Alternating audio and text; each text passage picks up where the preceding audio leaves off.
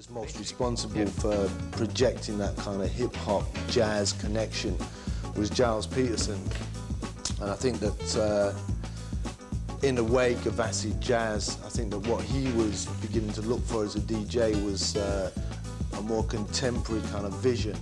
So that what he wanted to do was bring together kind of jazz with the now sound, which for him had to be hip-hop.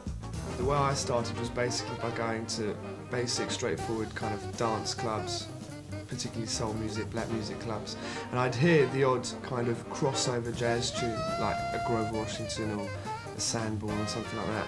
And that was really how I was introduced to the music, and it just sounded so good coming out of a really big sound system. And for the first time I heard jazz in the right kind of environment, in a kind of club vibe.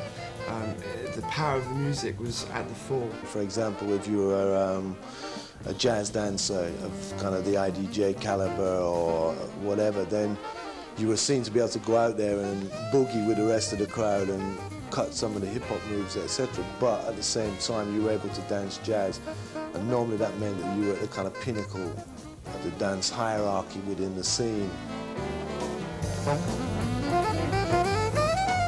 And a lot of the dancers on the London scene that were really dancing, and they were just dancing, and they really had a groove going. And it doesn't matter if it's and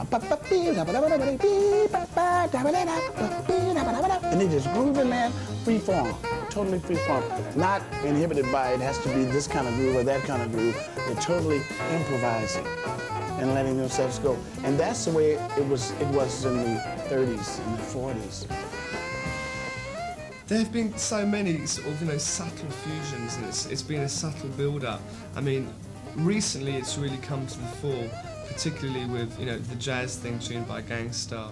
And to a degree, everyone now is beginning to see beyond sampling James Brown, which is really the hip-hop kind of perspective. They're kind of hearing music from the 60s, music from the 50s, which is, mainly jazz music, and they're thinking this is going to sound wicked on my new rhymes and beats. And as a result, you've got a whole new generation of hip-hop fans who are listening to this, and they're going, where is that beat from? What is that bit of music there? And that's how they're coming into jazz, which is positive.